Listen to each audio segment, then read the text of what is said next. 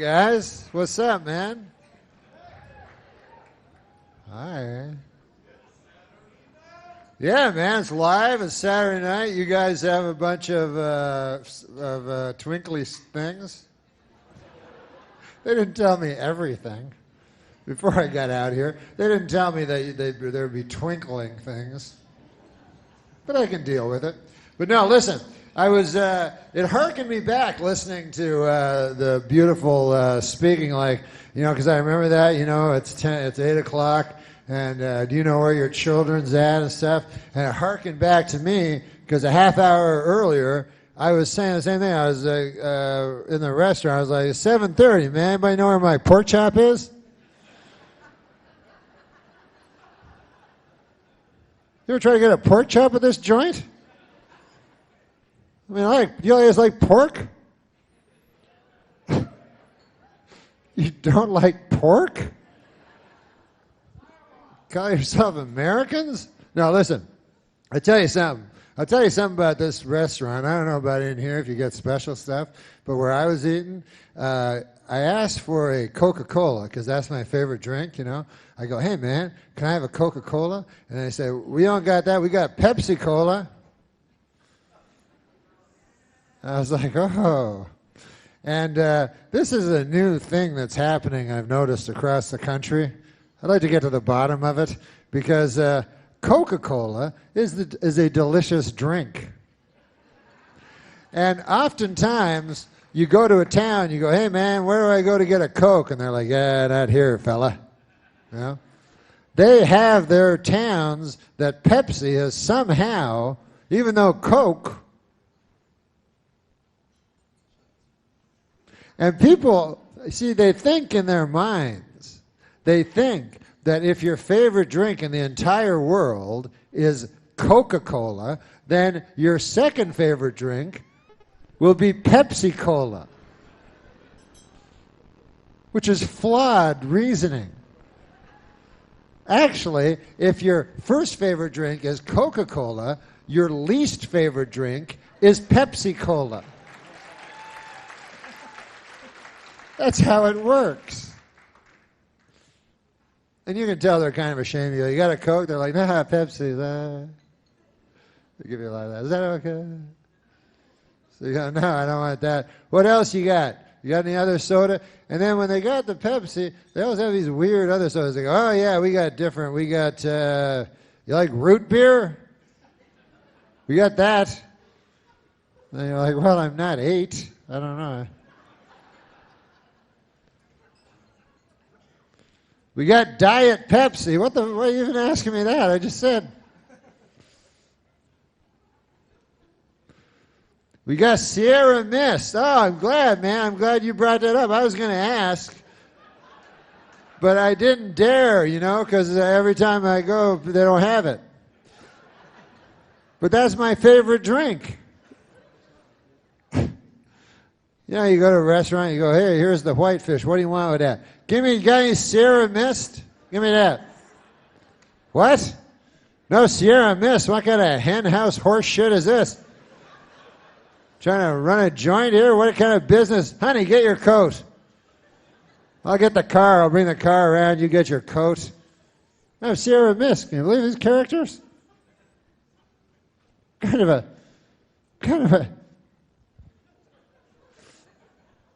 But no, I had a pork. I had a nice, delicious piece of pork, a pork chop, Pork, I don't know. I don't think it's that good for you, but I like it. I'm pretty sure it's not good for you because it's a pig.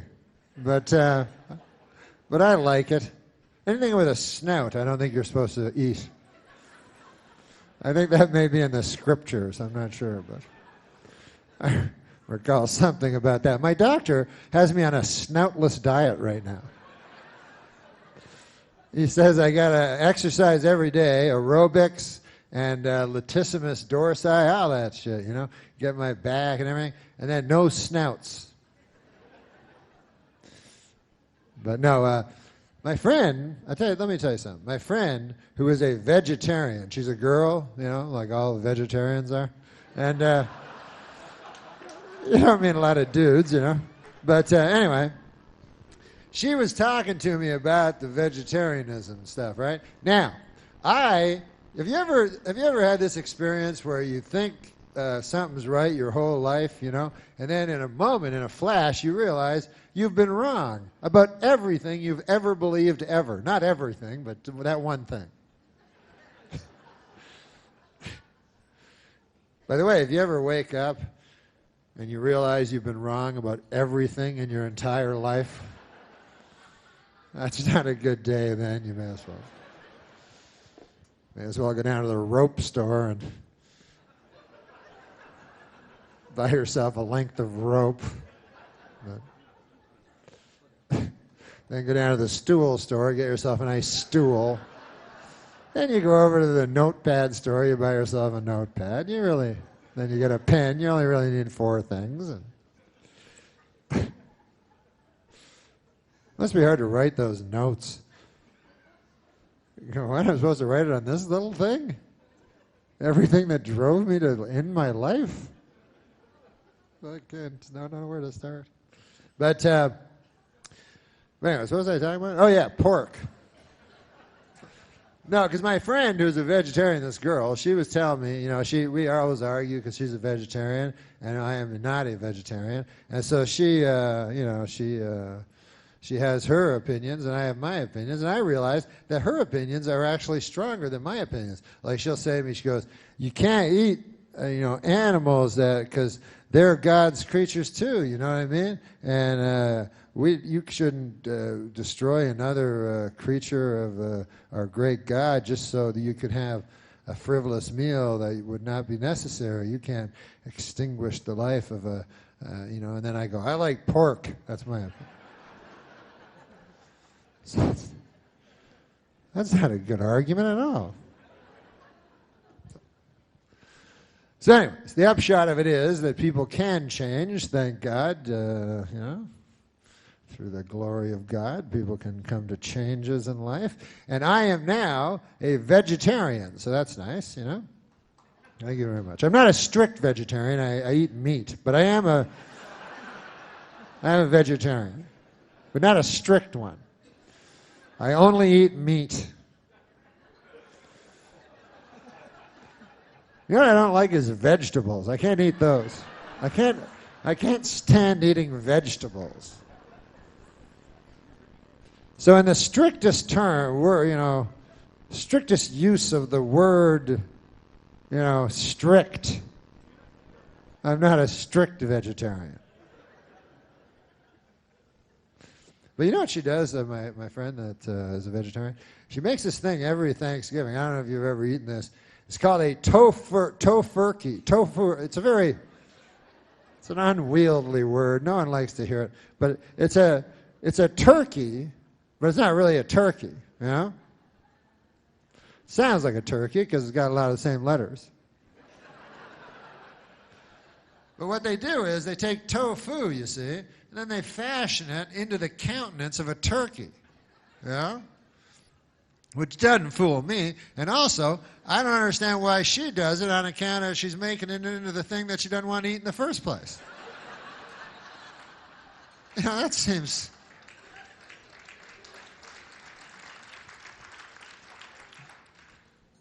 I would not do that, Like I'm against cannibalism, As you all know, as any of you know that follow me on the Google space, WW. I have gone across this country with my anti-cannibal stance, talking to people from one side of this great nation to the other. Every year I put my toe in the Pacific and I travel this great land with my anti-cannibal message. Mostly the young people. I try to educate the young people. I go to the schools and I go, listen. You might think that you're going to be the cool guy because you eat a dude friend of yours, And maybe you will for a couple of years, Maybe you'll be the big man on campus. Oh, that's Jim. He ate a fella. But there's more to it than that.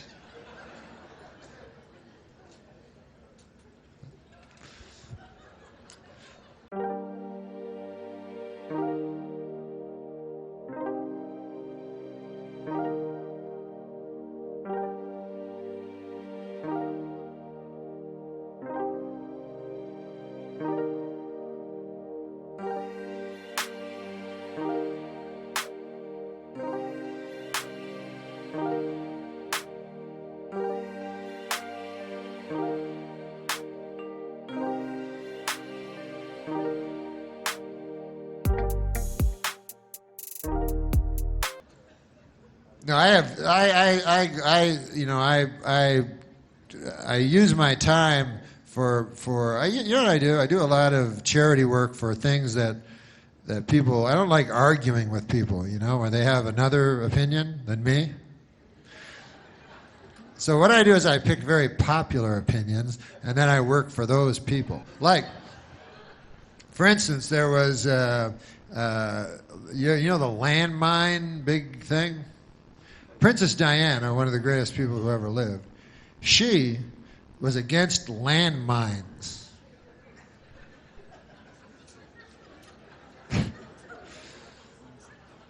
So tragically, she died, you know, before her landmine crusade really got rolling, you know. And of course, it was a terrible tragedy and everything like that. And then she died, and I am. Hey, how about this? Remember when she died, and then Elton John wrote that song for her, but it was the same song that he wrote for Marilyn Monroe. It seems like kind of a jip.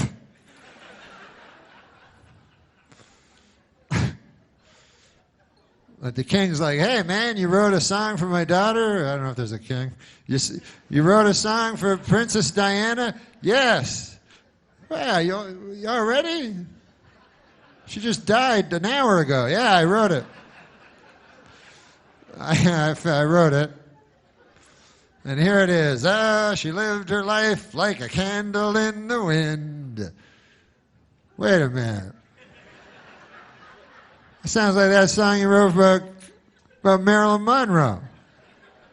Well, it's a little bit. Some of the same words.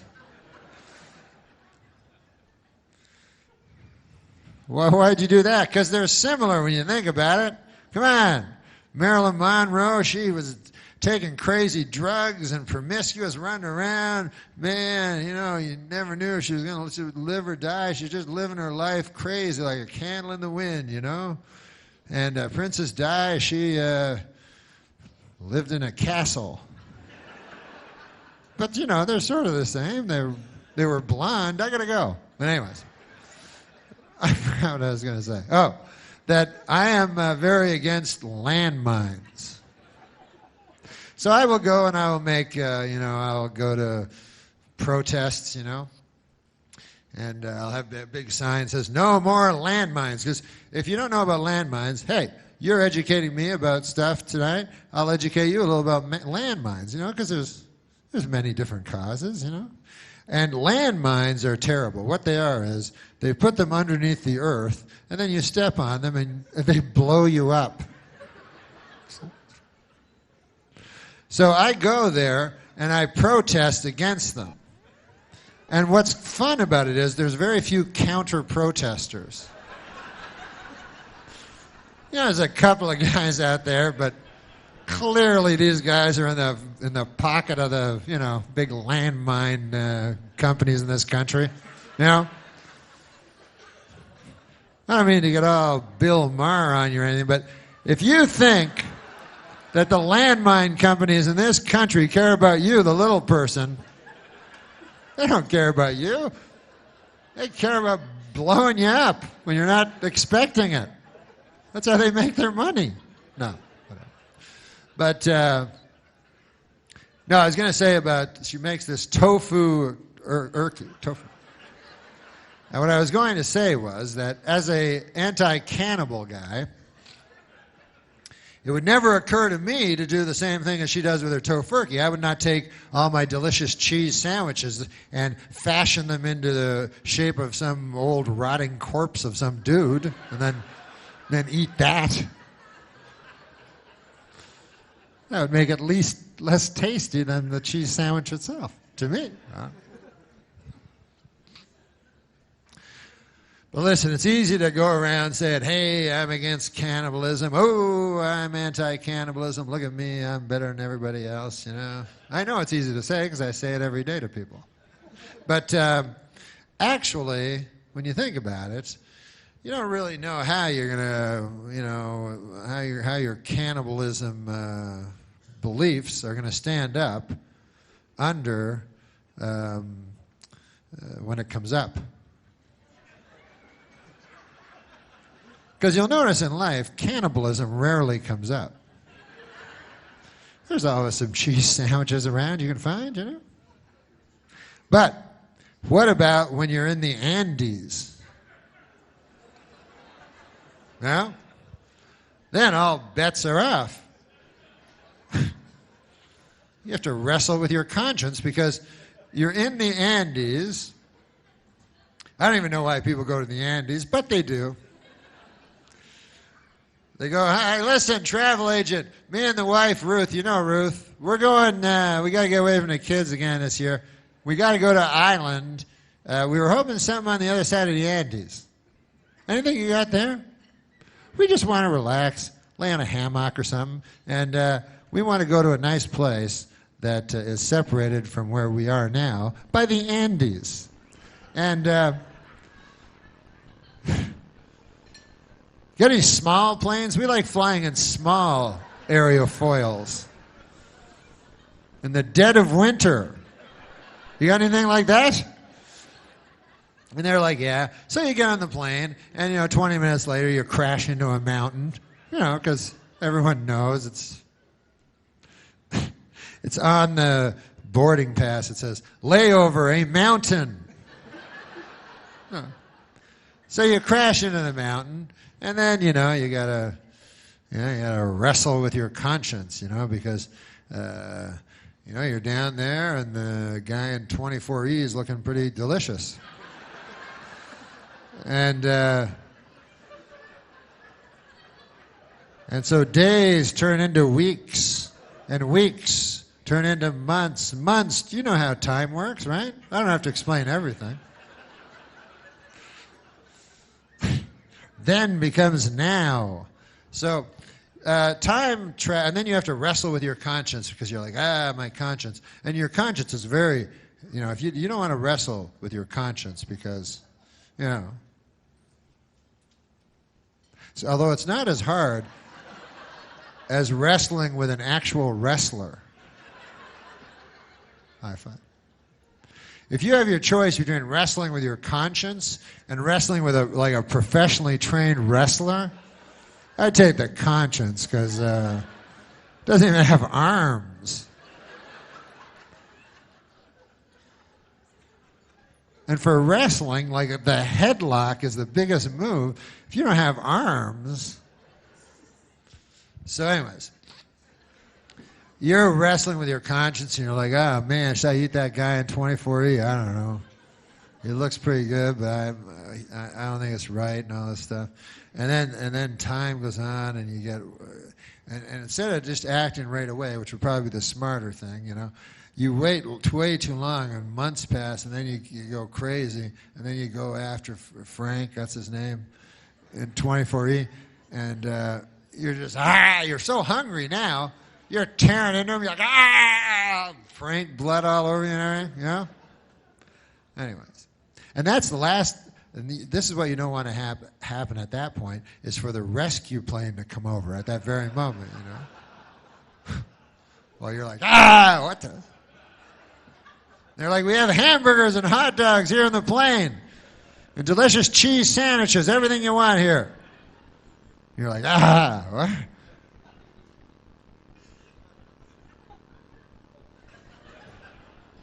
A lot of snow. Oh, Lord God. Let me get a drink of this water. You like water? It's better than that Pepsi shit. Ow. Water's good for you. What about guys? You ever just have guys that have their favorite water? They're like, Fiji, that's what I drink. Water, Fiji water. It's the most tasteless, colorless water of all. This one has 0 fat, like I'm a retard. Like I wouldn't be able to detect globules of fat in my water. It's cyanide free. No, but listen, man. I'm not afraid of no monsters, we spend, when you think about it, man, we spend most of our adult life petrified of monsters, And I'm just coming to I'm saying enough, man. You know? I'm not gonna live under the tyranny of these monsters that walk among us, you know? If they get me, they get me. And some of them I don't even know what's so scary about them. Like now they got a movie I seen, Wolfman, you know, which is very scary, right? A Wolfman. You know, they got a movie, and it's like a werewolf. I think it's exactly the same. I'm not sure. I haven't studied it close enough. But I believe, like, if a wolf man came at you and stuff, you went, werewolf. People wouldn't go, it's a wolf man, you idiot. But my point is this. I am not afraid of a wolf man or a werewolf because when you think about what they are, they're half man and half wolf. So therefore, I am only half afraid of them as I am of a wolf. And there's no movie called The Wolf. See, if you got a wolf man, half the time he's a man. You can reason with him. Yeah? You can sit down and have a cheese sandwich. But a wolf, man, you can't reason with a wolf. A wolf only wants to eat you. So I'm not afraid of a werewolf. I'm not afraid of ghosts. They don't scare me, you know? Not at all. I mean, I don't want to say I'm invulnerable to fear, but they simply don't frighten me. You know? First of all, what do? You know? They just go, which that's not that scary to me. Yeah? And then they're invisible. They're like, and you're like, what? You're invisible. You can put your hand through them. That kind of a person never frightens me. You know the kind of guys that frighten me? You ever meet those guys where you can't put your hand through them? I don't care for those fellas. But when I can put my hand through them, doesn't scare me in the least.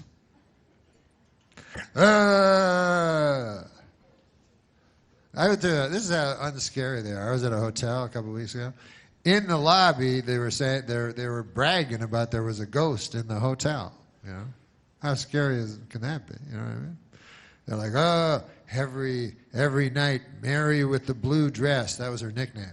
She was murdered, and she hangs around the bed. You know what I mean? And she'll come over, and so beware, because Mary with the blue dress.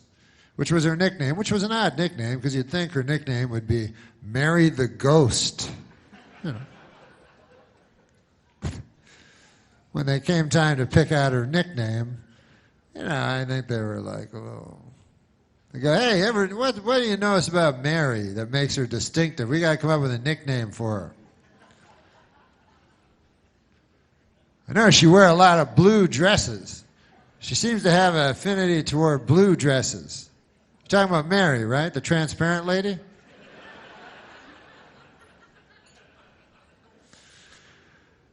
So I would call her Mary the Ghost. And anyways.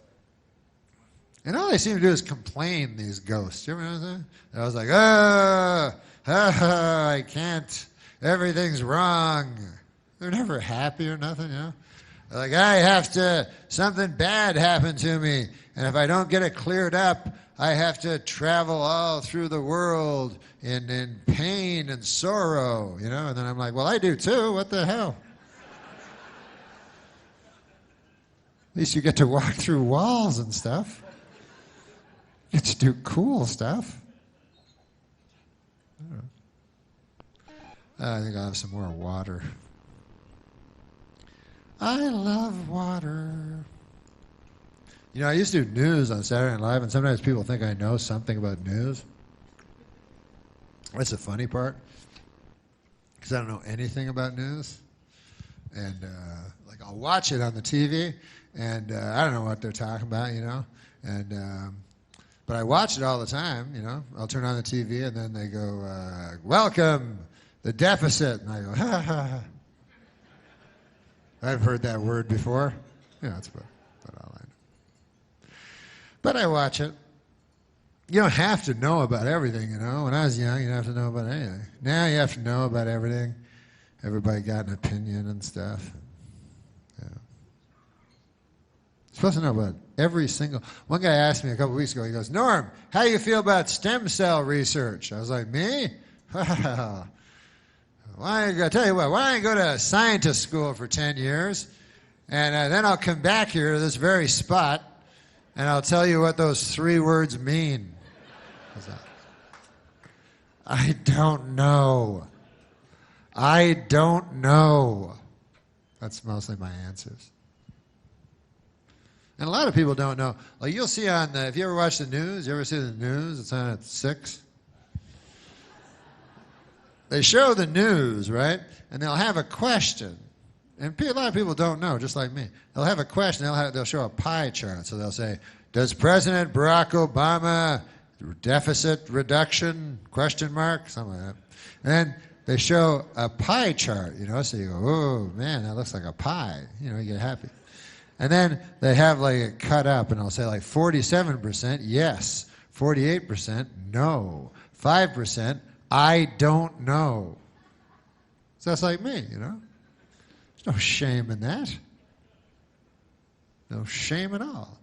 Well, I phone them every time there's a one of those things on CNN, like one of those polls. I phone up. I want to get on that pie chart. You know, I phone up. I go, hello, excuse me. Is this the TV?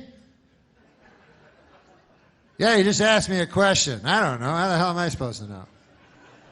I didn't even understand most of the words in the question.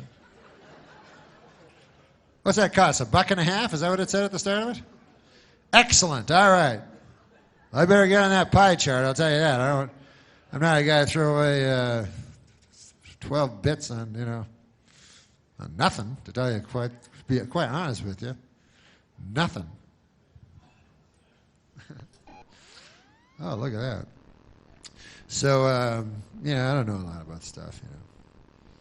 Like sometimes when I go to parties and stuff, because everybody got opinions and stuff like that, what I'll do is I go to parties not to talk opinions with people and elevate myself or anything like that. I go to parties to try to get me some free sandwiches, you know, because I find at parties often you can find, if you look, cheese sandwiches for free. And often what they do is they'll put other stuff in it, you have to take it out, so you just get the cheese, but whatever, you know. It's free. And but the other people I notice, they go there to converse and talk of the issues of the day and so forth like that at the parties, and I don't like that kind of stuff, you know. So I tried, and I don't know anything. See what I mean? So what I'll do is before I go to the party, I just turn on the TV, you know, on one of them channels with news, and then there's a guy with a suit and a tie. I just say whatever he says. I'll say that at the party, and it usually works.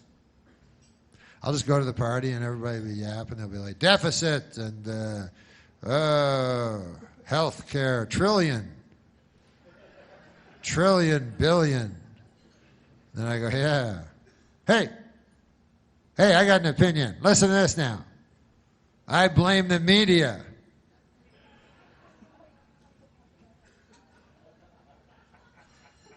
Because the media is not entirely without fault when you think about it. I mean, you know, you can't just completely say that the media is... Anybody seen them sandwiches?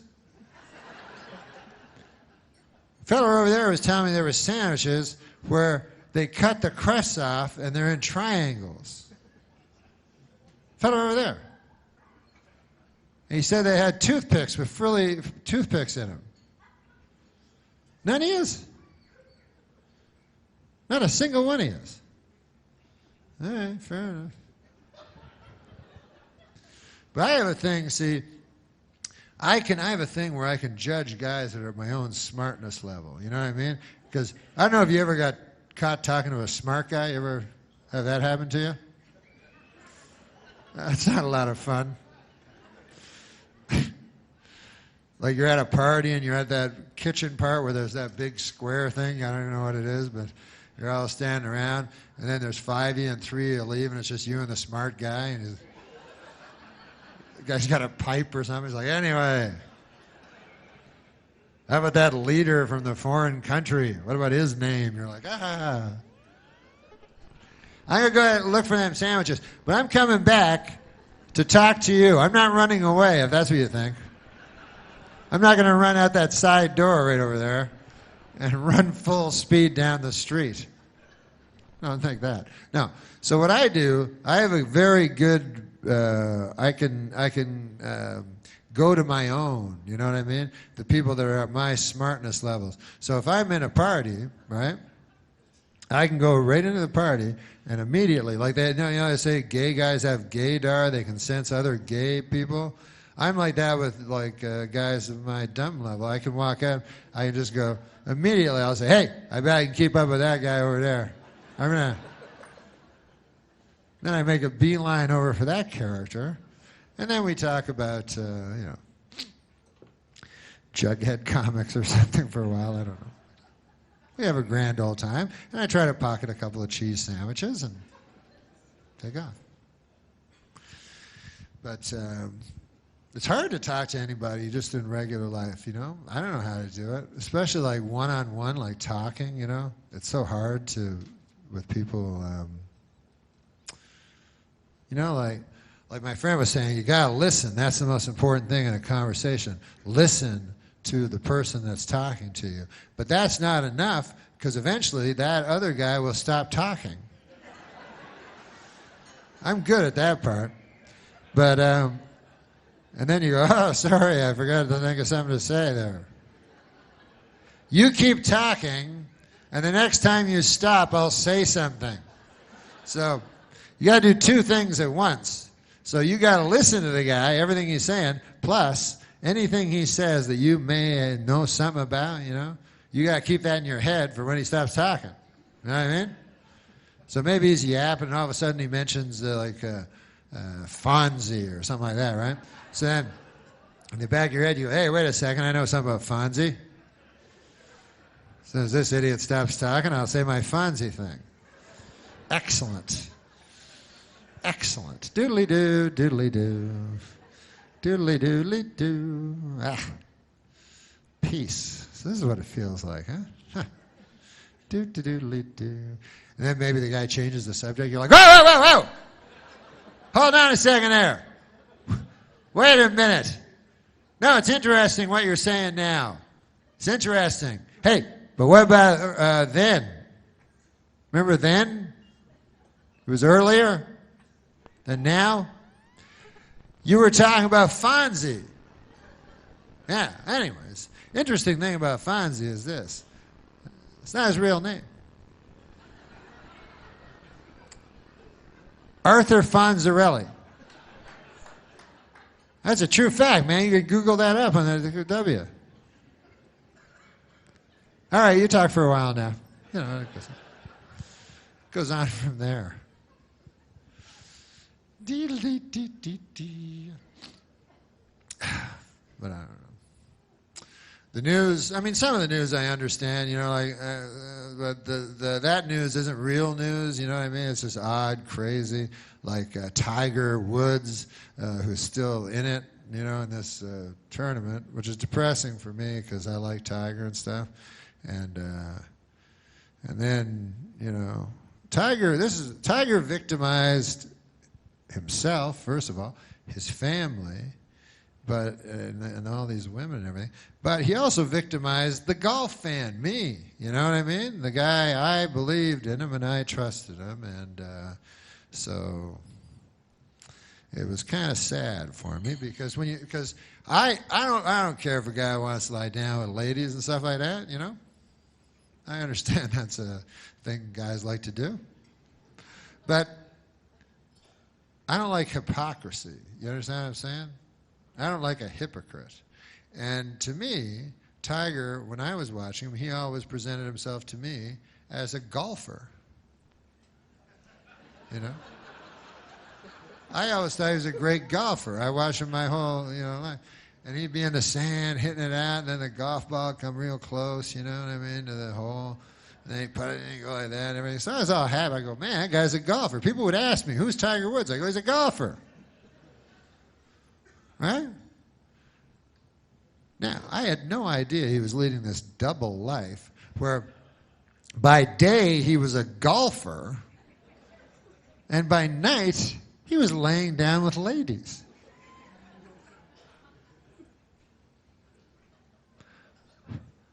Otherwise, I never would have bought the Buick.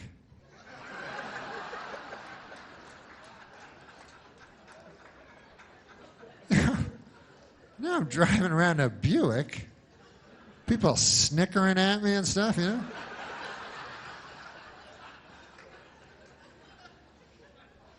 Whatever. No, but he's a sex addict, and that's a hard one. I imagine that's a tough one to kick.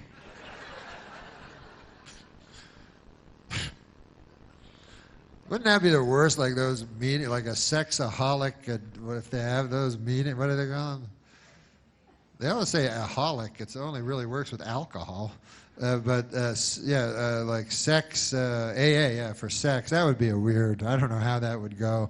But, you know, if you haven't had sex for like a year or something, and then you don't want to hear about some guy's relapse. You know? The guy's like, I've been weak. Oh, no, you don't have to tell us.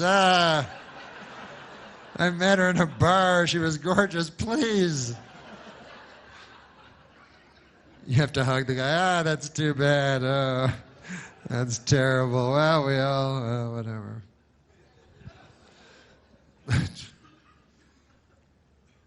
But I don't even know if sex, I don't even know if that's a thing. I don't know, you know. It's weird to me because if you're an addict, if you're a heroin addict, you're addicted to heroin. The more heroin you do, the more addicted you are. Booze addict, you're addicted to booze. More booze you do, bigger addict you are, you know. So to me, if you're a sex addict, let's say, you know, sometimes you meet these guys like, hey, man, this guy's 70 years old, and he's been married since he was 20. Still happy, still have a healthy sex life, still has sex with his wife, you know, every week or so, you know. Then wouldn't you think, that guy's a sex addict? He is a sex addict to such a degree that he's willing to have sex with a 70-year-old lady.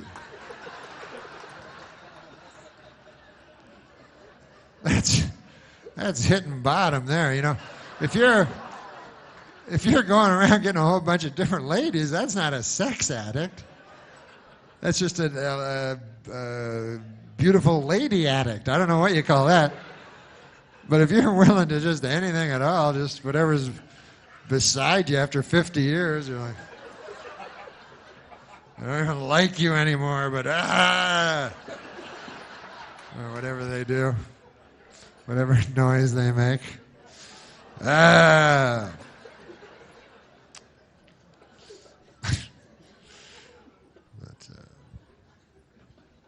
man, I don't like those news stories that's scary either, man. That's why I don't like watching the news no more. Because when I was a kid, just news stories be real stuff, you know, like about the world or whatever. But now they'll have little personal stories that have nothing to do with nobody, and they present it as the news, you know, and then you don't want to see them, you know.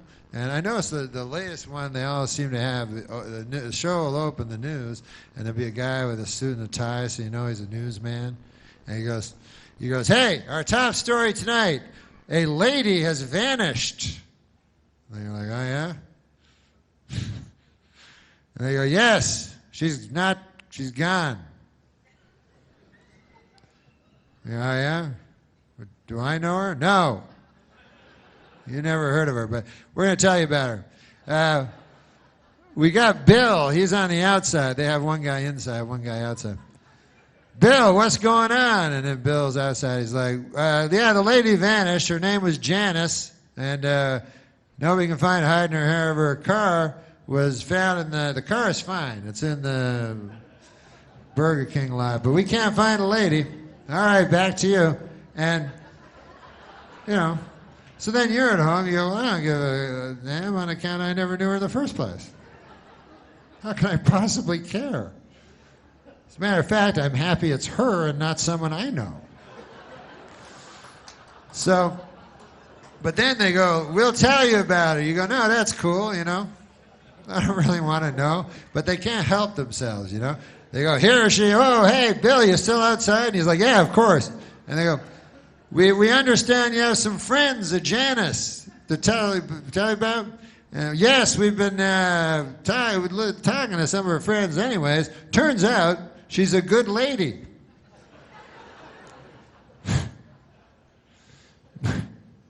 Breaking news, Janice was a good lady. And we got some of her friends here going to talk about it. And then they show a lady and says, Janice's friend. And she says, oh, Janice, man, she was the greatest. She was the kind of person where you could walk into a room and she would light up the whole room. You know, it was amazing. She didn't have a light or nothing like that. She would just somehow, through sheer tyranny of will, she could make a room light up. Some of us thought it was supernatural, but. And then this is other Janice's friend. Oh, Janice. She was the type of lady I remember that you could always turn to. You know how sometimes you want to turn your neck, you know, because you're having troubles. You want to, you know, or your neck hurts, whatever. But when you turn, the person you most want to see in your eye line would be Janice, you know. And then, if you say Janice's other friend that wasn't one of the first two. Well, Janice, she's the kind of person, you could be talking to your best friend the whole world, you know, and then Janice comes in and goes, screw you, I'm talking to Janice. You know, you go over to Janice. She's a better person than you. It's Janice. And so then, at home, you start to get invested in Janice. You start liking her, you know what I mean? And every day they show you more about Janice, you know, and they show different home videos of her, and you're like, hey, honey, look. Oh, I like that hat she's wearing. She's eating a piece of pizza, you know, and you start really liking her, you know. You go, man, that lady's nice. I'd like to meet her one day. I forgot she vanished. Oh, well, they'll find her. I'm sure of it. Then you get hope, you know, and all you can think about is Janice. You know? Your feverish dreams are commanded by Janice's spirit, you know. You can't even think right, you know. And every day you're turning on the news, man, what's going on with Janice? And they keep going, telling, you know, and things progress, you know, and Bill's still outside, and he's like, we're still looking. It's been 3 weeks now. But as we speak, everyone's combing the woods behind me as we speak. And then you're at home, you go, oh, no, not the woods. You don't like to hear that. Nothing good ever happens in the woods. I've seen enough of these stories to realize that Janice is not going to come bounding out of the woods anytime soon. It's like, hey, what's going on, everybody? I was just taking a stroll through the woods. What's going on? Why are you taking pictures of me anyway? What's going on? Now, if they find you in the woods, generally, they find you in one spot. As a matter of fact, exclusively, every time, if you're found in the woods, you're found in a shallow grave. That's the way it works. I don't know why, but I've seen enough Bill Curtis specials to know that shallow grave is where you want to end up. Certain things you don't want on your death certificate. One would be shallow grave.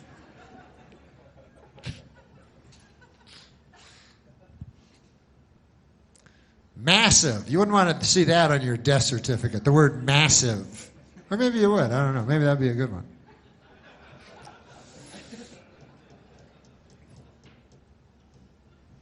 What about complications? That's the one that always confused me. I'm like, what the fuck?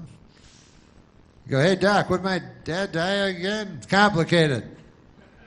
It's complications. He died from them. Well, how'd that work? You told me it was going to be a simple operation. Yeah, we thought it was. You're not a doctor, are you? It looks simple in the book. But once we cut him open, man, a lot of red stringy stuff in your dad. Very complicated when you get in there, really. Well, anyways, goodbye. So, yeah, you don't want to see shallow grave in any of your, you know, in any of the Fourth Estate's account on your being dispatched. So, The And also, doesn't it seem a little rash, a shallow grave, you know? Like after all their planning, these serial killers, they're supposed to be so cunning, you know, so diabolical according to the TV movies I've seen. And doesn't it seem a little rash at the end that all of a sudden it's just shallow grave, you know? It's just, wouldn't you think they'd go to a little, yeah? There's like, there you go, a couple of leaves and a twig. That doesn't look like Janice. I don't remember Janice having twigs and leaves all over. Nobody will find her. A Boy Scout ain't going to stumble over her tomorrow morning, I know that much.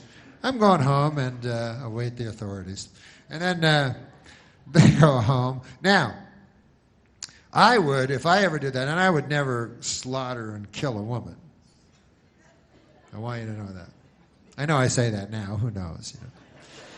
You know, can't predict the future, but I know there's not a river long enough that does not contain a bend. But I believe right now I would not slaughter a woman.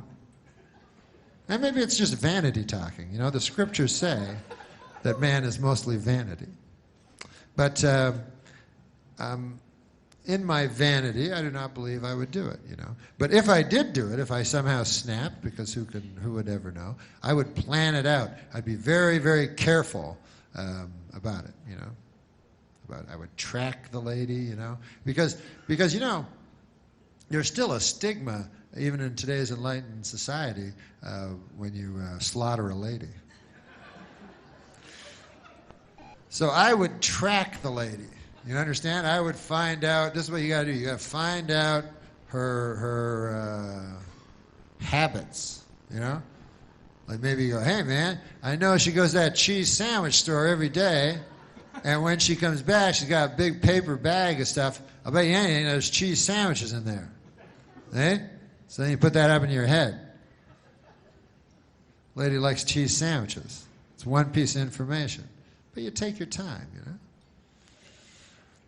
Then you notice, you see another pattern. You go, hey, every Wednesday night, that lady goes down to the gymnasium and plays basketball with other ladies, which is fine nowadays. So, what I would do is I would stand outside of the gym, you know, and she'd come out there all sweaty with a ridiculously tricolored ball, you know, and she'd be finished her game, and then where would I be? I'd be standing at the other side of the parking lot, and in my hand, what do you think would be resting but a cheese sandwich, right? So then she'd go, hey, what's in your hand? I go, what, nothing? She'd go, yeah, there's something in your hand. I go, there's nothing in my hand. I don't know what you're talking about. She'd go, there's something in your hand. I'm not blind. I see something in your hand. I go, there's nothing in my, oh, yeah, this. Oh, no, it's just a cheese sandwich. What, why, you like them or something? I got a whole bunch in that van over there. Yeah, that craziest looking van you've ever seen in your life. It's right over there. You want to go there? You want to go get some? And by the way, if you ever do this, and I don't think you ever should, you don't have to have cheese sandwiches in the van.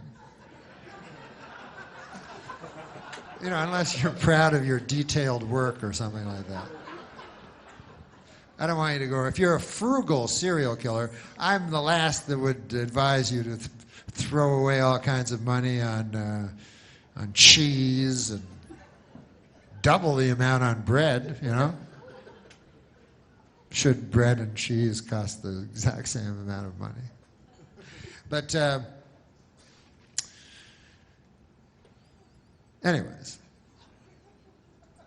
I would plan it out. That's what I'm saying. And then I would take the lady and I would never do this, of course, but I would take the lady in the van to a remote area, you know, where there was a wooden shack that I had constructed, and it was silenced to the point that her screams would just echo off the walls, never to reach civilized ear again.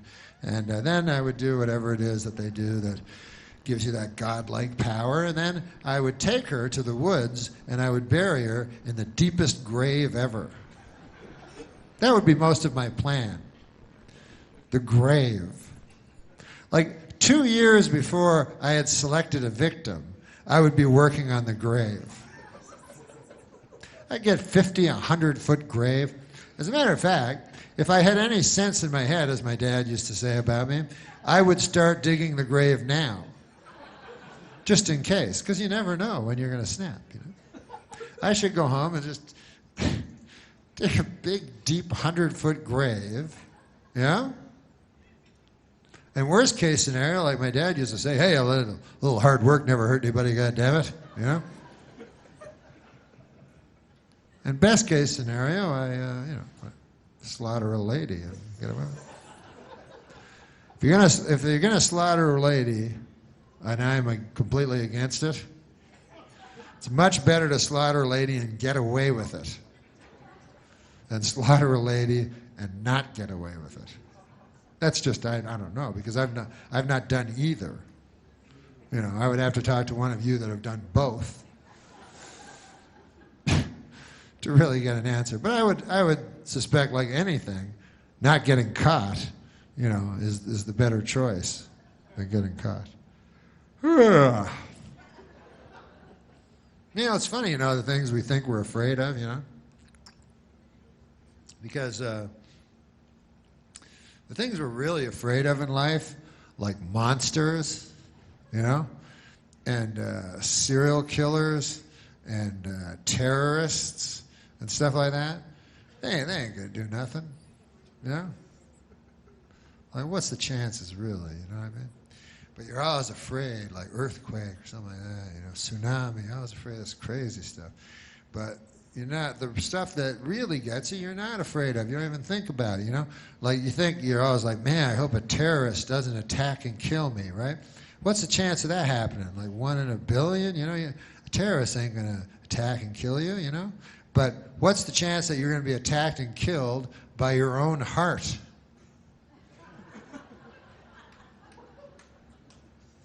About 100%? Yeah, nobody even thinks about that. Nobody even cares about that. Your heart can attack and kill you. And yet people like their hearts, you know. They give you for Valentine's, oh, a heart, ooh. People go, man, that guy's got a big heart. I go, you better fucking watch out on account of I could kill him. Does he know that? That it will attack and kill him when he's not expecting it at all? That's what happened to my dad. His heart attacked and killed him. It was tough. I don't know if you ever loved anybody, but when you love somebody and then their heart attacks and kills them, man, it makes you sad. And my dad, I loved more than anybody, and he never saw it coming, you know. He thought his heart was on his own side. He was looking around for terrorists, shit like that. And just one time, boom, his heart got him. He was lying in his bed, and boom, by the time he hit the floor, they say he was dead.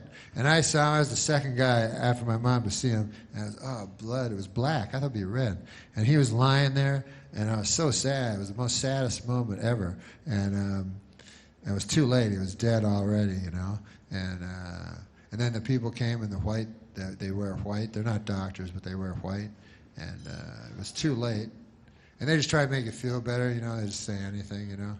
Like one guy was like, "Don't worry, Norm. He never felt a thing. He died in his sleep." And I was like, "Really? When his heart attacked and killed him?" Because I wake up if my cat walks across my belly. So I don't know if my dad was that sound a sleeper. And another guy said, "Don't worry, Norm, he's in a better place." I say, "He's on the floor. Dead. Earlier, he was alive on the bed with the Tempur-Pedic pillow I got him for Christmas." I'm not a doctor, but I think that's the worst place. But it doesn't matter. It doesn't matter because I have my faith. So as long as I have my faith, you know, I'm all right. As long as you have faith. If you don't have faith, forget it. You're through. But you know, You can have other things, I guess. You guys drink booze? If you don't have faith, like I have faith, I have deep faith, but if I didn't, I think I'd go for booze. Because it seems like a good thing. My buddy, everybody has diseases. My buddy has alcoholism, which is a disease, and he told me that. He said, Norm, I got a disease of alcoholism. It's taken over my life, and it is a disease, But I always try to look on the bright side of things, and I told him, I said, listen, Bobby, his name's Bobby, I said, it's true you got a disease and everything, but you got to look at the bright side, because that's what I believe in. And as far as diseases go, I think you got the best one, I told him, Because it's the only disease where you get to drink a lot of booze all the time. As a matter of fact, that is the disease. Just drinking booze. It's not exactly bowel cancer. Like my Uncle Basil, he has bowel cancer. I would not, and I don't think my buddy Bobby, the alcoholic, would ever go to my Uncle Basil and go, hey, I hear you got bowel cancer. I know how you feel, man. I drink booze. Those diseases, good Lord. What are your symptoms? My bowel hurts a lot and I bleed from the bowel. How about you? I get happy. And sometimes I go somewhere, I meet someone that has the same disease as me, and then I have sex with them that night. That's in the latter stages of the disease.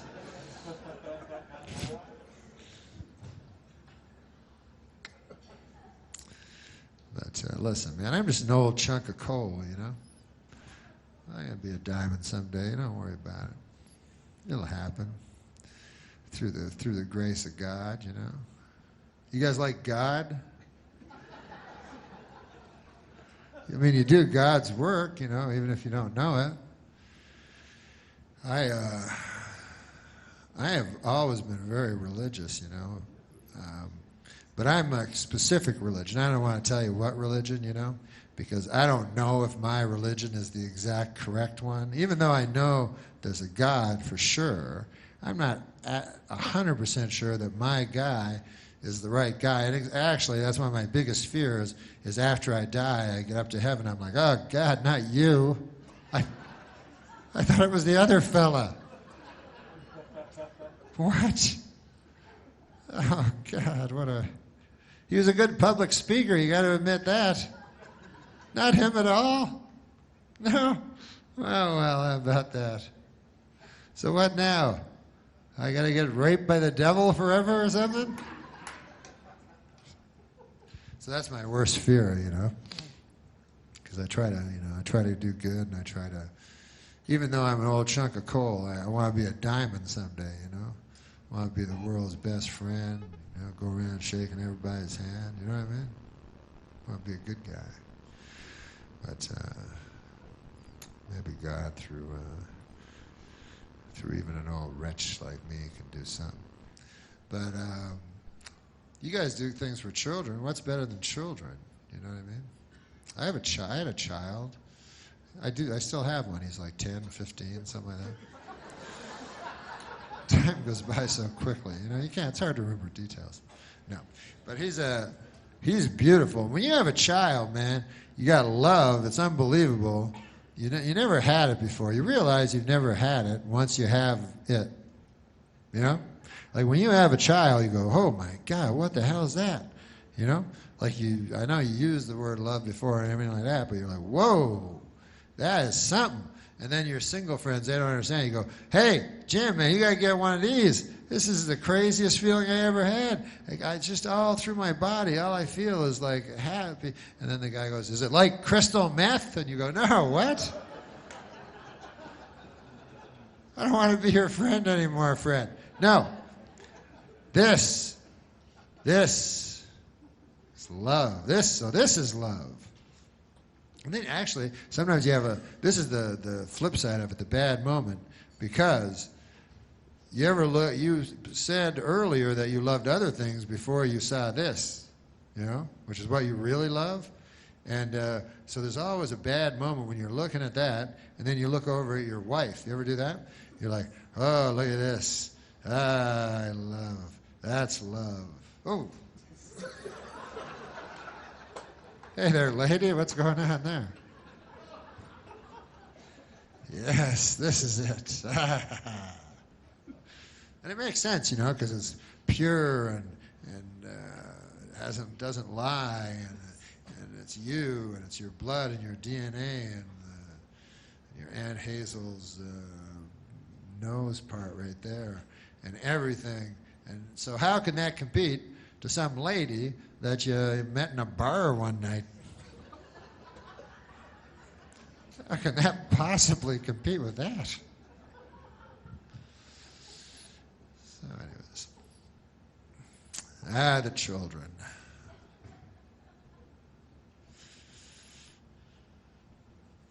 I love children.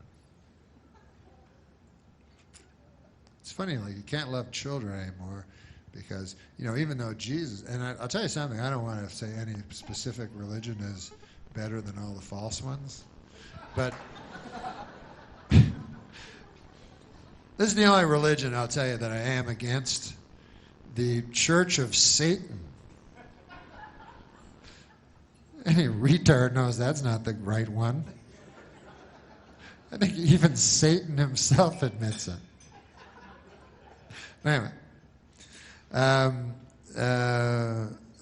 So Jesus was, that's one of the only, I think it's the only religion that puts children at the core, of their religion, They love children. So that's good, because I love children. But when my child was young, though, it was always worry. I remember when he was really young, and I was worried about everything. I remember one time, like he was only 4 days old or something, I was watching TV, and they had a news story. They said, coming up, a news story on crib death. And then I was like, that's where my kid sleeps. You would think crib death would put a crimp in the sales of cribs. If not wipe out the entire industry. That's what I would think.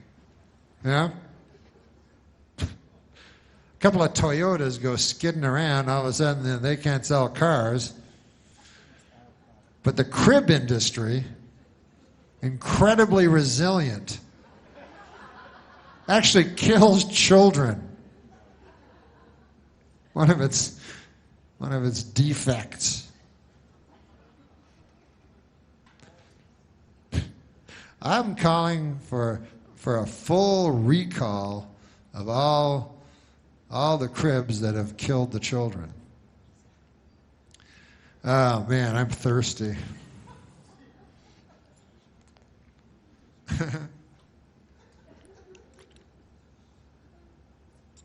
La la la la la la la. So yeah. So I'd probably drink if I wasn't a person of faith, I'd probably drink a lot of booze and stuff like that. That'd be fun. You gotta do something, And I don't like drinking though. You ever drink those little shooters that are really like powerful and they have like sex names? They have like filthy names. You know what I'm talking about? So they'll have like sex on the beach. You know what I mean? And so I don't know why they name them like that. I guess because people are drunk and they're like, hey, maybe if I drink that will happen to me. But of course, if you have a night of drinking, you're not going to end up having sex on the beach. That's never happened in the history of recorded time. But you're not going to have a shooter bar where you go up and go, yeah, excuse me, can I have a humping a dude I figured was a lady? I swear to God, I thought he was a lady. And also, my friend will have a senseless knife fight. You got one of them? Give him one of them.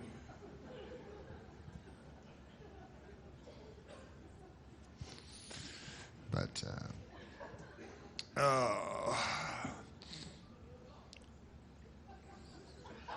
you know what? I don't like drinking because I can't drink. I go on the road so often, because I'm a stand-up comic, and I'm also a dangerous drifter. So my hobby and my work dovetail very nicely. I drift from town to town, across this great nation, and I do some stand-up comedy. So I'll be in a town, and the policeman feller will say, "How long you in for?" He won't know that I do stand-up. He just knows me as a drifter. He goes, "I see you're in town, huh?" I go, "Yeah." He goes, "How long you gonna be here?" I go, "Just till Monday." "Yeah, I work down there. I got a job, see? I got a job." "Well, you can ask Vic."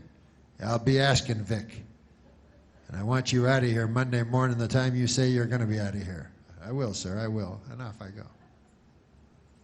But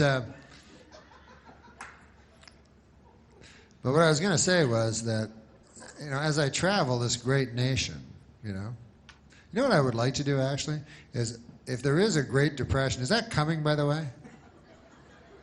Because you guys seem to know more than me. Like, will there be a Great Depression? Like, will I be carrying around at some point a stick with a thing on the back of it? And will I be hanging around big garbage cans with fires and making hot dogs with them and sharing them with my friends? And ganging together, we got to gang together in case the other gangs get us. No? I don't know.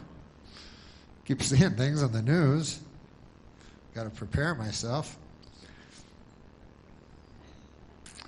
What about those things you see on the commercials where you go, I think everything's like retarded now because something's happening weird, Like you ever see where they'll go like, have a guy in the commercial and he goes, "Hey, you like gold?" And you go, "Yeah." You go, "You ever think of getting gold? Keeping it? It's worth a lot of money." And you go, "Yes, of course I've thought of that ever since I was 5. Daffy Duck. I first thought of it when I watched Daffy Duck when I was 5. "Ah, well, you should get gold. I'm G. Gordon Liddy, and I broke into the Watergate Hotel. You like gold?" I don't even know why the guys. What about guys that, forget it. I was going to say guys that do commercials where they're, when guys are old and they do commercials, and you kind of feel sorry for them, because they're old. Like, remember the $6 Million Man? Right? The guy was worth $6 million. No, he's an actor, but he played the $6 Million Man. So when he got this, he goes, "Hey, man, what's the role going to be? You're going to be a guy worth $6 million. Say your arms are the best arms, and your eyes, everything." So he's feeling good about himself, He's like, "Yeah, that's pretty cool." Because a regular man is not worth $6 million. You'd be surprised to know this, but an actual regular person, if you just took them down to their trace elements, you know what a human body's worth? It's only worth like a couple of $100,000. So, but this guy was worth $6 million. So now, anyway, I seen him on the commercial. He sells the bionic ear. So this is kind of sad to me, that he was at one time, Hollywood $6 million man, and now he's like, "I don't hear too good. You want to buy this? The bionic ear." And of course, you get gypped because you think of the bionic ear from the show, where it was like do do do do do do do, and you could hear from a long way away. You know how you could tell the bionic man was fast, by the way? This is kind of a neat trick they did that seems very counterintuitive. But at the start of the bionic man, they'd show a collage of how powerful he was. To show how fast he ran, they would show him running in slow motion. So he'd be like this, da-da, and you go, "God damn, that guy's fast." You go, "Man, I wish I could run that fast. How does he run that fast?" Anyways, I always feel sorry for those guys that have to do that. What about those guys that have to do? They get so old, they do those commercials for old guys that can't get insurance and stuff. That's a bad job. Ed McMahon had it for a while, then he died. You know, after that job, generally you die, but because they pick an actor that's going to die soon, so he can relate to the. But so now it's Alex Trebek or something, but it's always like and they're trying to get old people, really old people, to get insurance that it appears they shouldn't be entitled to, and so it's always like, hey, have you never been accepted once? Everybody decline you because you're so close to death? Anyways, we want you. I don't know why, but it's costs $2 a year, and we don't make a lot of money, I'll be honest with you. My father started the business, and he was worth $6 billion 6 years ago, and he blew it all with this ridiculous venture. Anyways, so listen, guys, in honor of the children, you know, because, hey, the children are our future, and I believe that. I don't really believe that because they told me that when I was a kid, and it didn't work out. But I will tell you a joke that a kid told me in a sick kid's hospital. He told me this joke, and he promised me to tell you. And he's going to see his Savior before I mine, probably. Who knows? But his joke is this. This is his joke. He goes, it's a funny joke, and then I'll leave you. But you guys have been great. Thank you so much. So here's the joke. The joke is this. A dog walks into a telegram office, Western Union, I'm supposing. And he didn't know. And he said, so the telegram guy goes, hey, what do you want me to write in your telegram? So the dog goes, woof, woof, woof, woof, woof, woof, woof, woof. So the guy writes it down, you see. And then he says to the dog, he goes, hey, dog, I can't help but notice here, there's only 9 words on your telegram, you know. 10 words or less, it's the same price. If you would like, I could add an extra woof, you know. And then the dog goes, but that wouldn't make any sense. Why would I?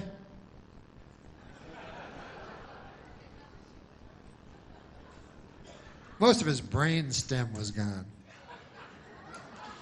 He wasn't making a lot of sense. But he was a child.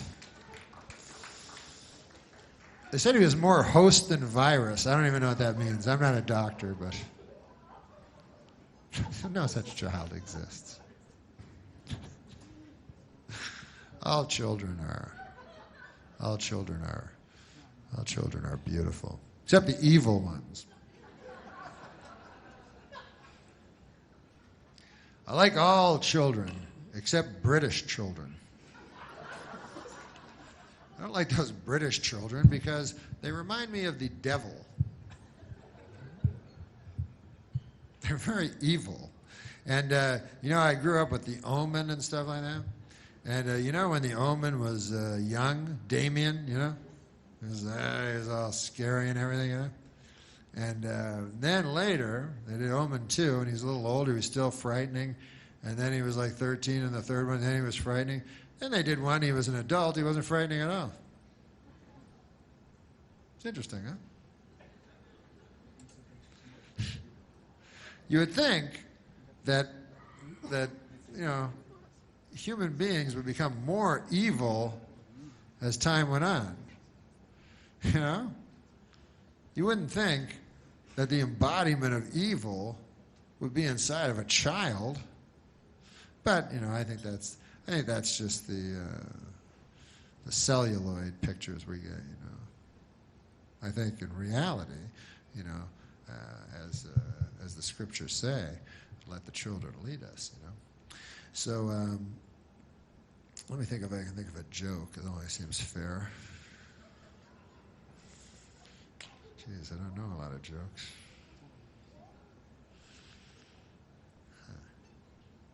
Oh, I know a joke. There was a guy who had a great pig, man. This guy had the greatest pig in the world. And so a guy come to his house and said, man, I hear you got the greatest pig in the world. So the farmer goes, are you kidding? You talking about Bill? The guy goes, I don't know, man. I just heard it was a pig. I didn't know it was a name. He goes, yeah, his name's Bill. Bill the pig. And this pig, man, he's the best. He goes, why do you say that? How come you say that? You got any examples? He goes, I got examples. He goes, last summer, man, he goes, our child fell into the well, and was in the well. We didn't even know, and the pig came running. I was at the back 40 hoeing, and the pig grunted and snorted, and I just got my son out just in time. God bless that pig, The pig had a wooden leg, by the way. I forgot to tell you that part. And so then he goes, yeah, that's interesting, but he's got a wooden leg. He goes, let me tell you more about the pig. He goes, then another time, he goes, that pig saved my life, man. I was under the tractor, and a pig, with his own weight, pushed up the tractor and hurt his spine. He had disc issues later, but he did it for me on account he loves me. And he goes, well, but still, you only got the wooden leg. Never mind that, the guy says.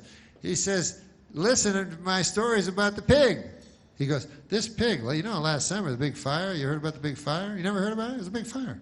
It was a big fire all down the rural Route 20 here, and it hit our house the worst. Anyways, the wife and I are very sound sleepers, and we didn't hear anything. And if it weren't for the pig, who hit his snout on the window outside of our bedroom, hit it with such ferocity that it smashed the window open, and we escaped, the black smoke, then we would not be alive today. Why we belong to this pig. This pig, we would not exist without it. It's our most prized possession, if you could even call it that. We love that pig more than anything. And so then the guy said, but I still don't understand. How come it's got a wooden leg? And then the guy says, are you kidding me, man? Have you even been listening to me? You can't eat a great pig like that all at once. You haven't heard a word I've said? What is wrong with you? Hey, folks, you've been great. God bless. Keep up the good work. And may God save your soul.